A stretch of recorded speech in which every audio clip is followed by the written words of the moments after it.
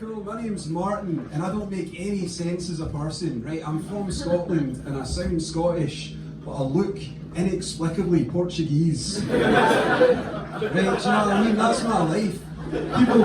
People queue up to tell me their order every time I'm at Nando's.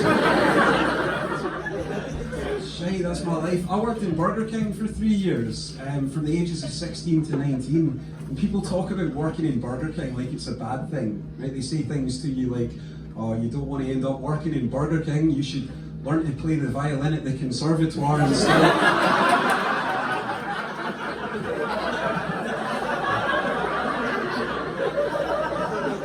But I liked working at Burger King.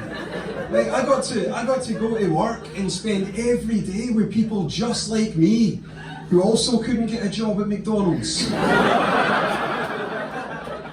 Hey, those McDonald's guys, even the people at Burger King are second best, right? Those McDonald's guys, they were raised in that toxic masculine way, right? They had the hard man dads that raised them to be a hard man. My dad never did any of that. My dad raised me to be in touch with my feminine side.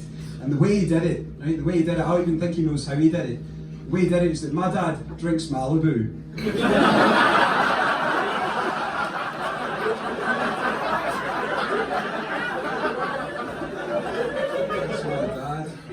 My dad also listens to Shania Twain. My dad's genuinely a member of the Shania Twain fan club.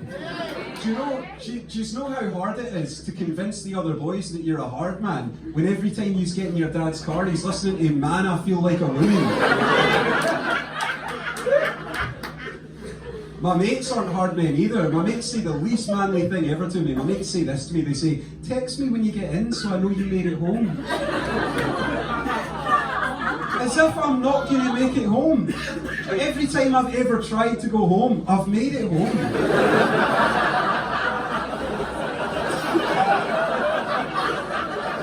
And that's bullshit anyway, saying text me when you get home. Do you know why that's bullshit? I've never texted anyone to say that I get home. And nobody's ever come out to rescue me.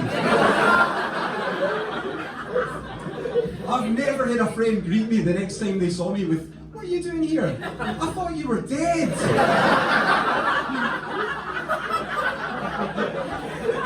The next time someone asks me to text them when I get home, I'm going to text them 6 weeks later saying, that's me home.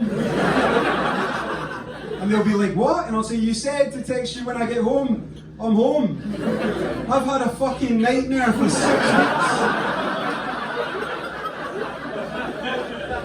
And the whole time you knew I was out there and you did nothing.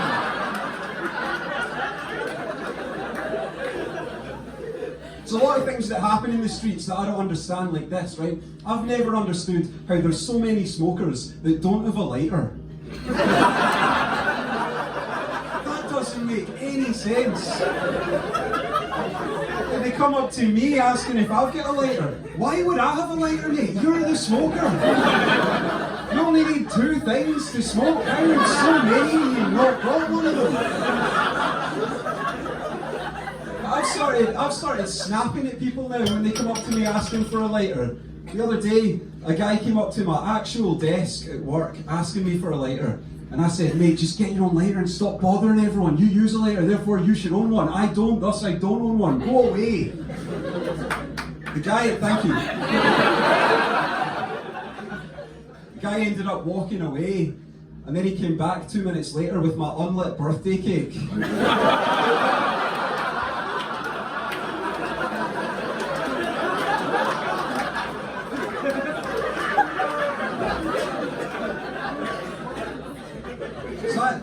That job at Burger King that I used to do, at the Burger King in Ayr, if you're interested, that was the safest job in the world. I've never seen, in all of my 32 years, I've never seen a fast food restaurant go out of business in Scotland. No matter what our financial situation is, we will always find a way to spend money on shite food. They opened up a Holland and Barrett across the street from it for a while. How fucking naive is that? We've got no interest in positive life choices. See, when that opened up, everyone in there went, we've already got a healthy option. It's called KFC. It's embarrassing trying to make healthy changes, right? I remember I was walking into that Holland and Barrett once, and my friends saw me walking in. They were like, "You gone into Holland and Barrett?" And I went, "No, there's actually a brothel in the back." Go into that. It's a pointless job working in Holland and Barrett in Scotland. There's the only job more pointless than working at a Holland and Barrett in Scotland is the member of cabin crew on the plane that's asking to see your boarding pass when you're already on the plane. Have you ever seen that person? Like, how the fuck do you think I got here?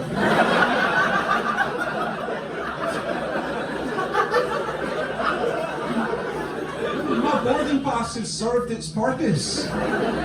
So last time someone asked to see my boarding pass when I was already on the plane, I said to the guy, I was like, "Does this work, mate? Do you catch people out doing this?" And he was like, "What?" And I said, "I've had this scanned 20 seconds ago. You're trying to catch people magicking up between the gate and the middle of the plane. Well, what's going on here, mate? It's not the fucking theatre. You're not showing me to my seat. Do you have to see this? I'm in row 7. I can count 7. It's probably that way, right?" And he said, "Please, I just have to look at it." So I went, "Fine, there you go." Turned out I was on the wrong plane. It's actually quite an important job.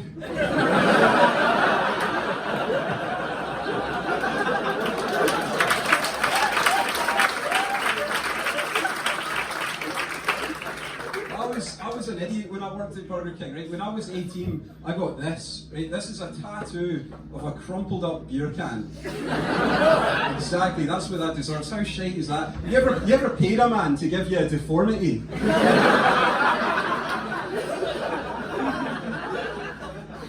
I always think about covering it up, but I clearly can't be trusted to cover it up. Knowing my tattoo choices, I'd choose to cover it up with a picture of a fucking vape. Genuinely, my biggest fear is that I'm going to die in a freak accident at some point, and somebody's going to be on TV trying to identify my body. They're going to be like, "Oh, we found a male, we haven't identified him yet, but he's got a large tattoo of a crumpled up beer can on his upper lip." Sorry? It's Martin Graham from Air.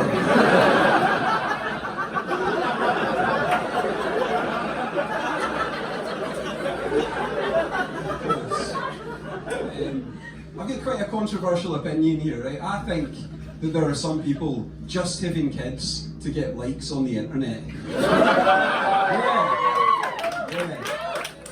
Yeah, my fucking Instagram, every time I look at it, is crawling with baby pictures, and I've never followed a baby.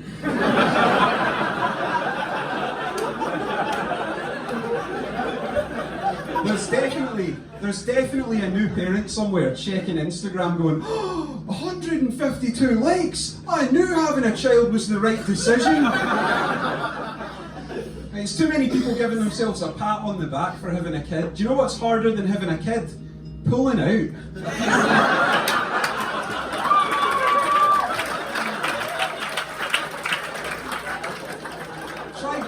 Try going your whole life never fully enjoying sex.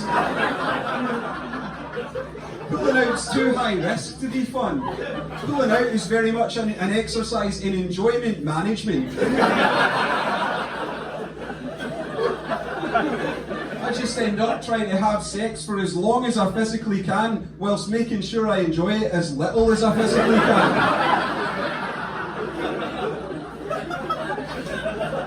Sometimes I get so close I start acting like the guy that sees the T-Rex in Jurassic Park, just like, "Don't move."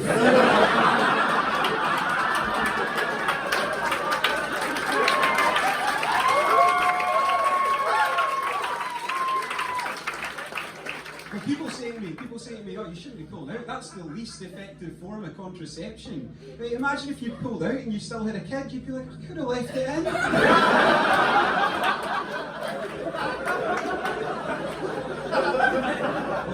I've never even had a scare from pulling out. I'm very good at it, right? This is my technique. This is what I do. I do 2 pumps and then 16 minutes of wanking. I'm very good at pulling out, but I'm terrible at sex. But I've started going to the gym now. I'm in my 30s and I want to get abs, and I know that those two things are not supposed to go together.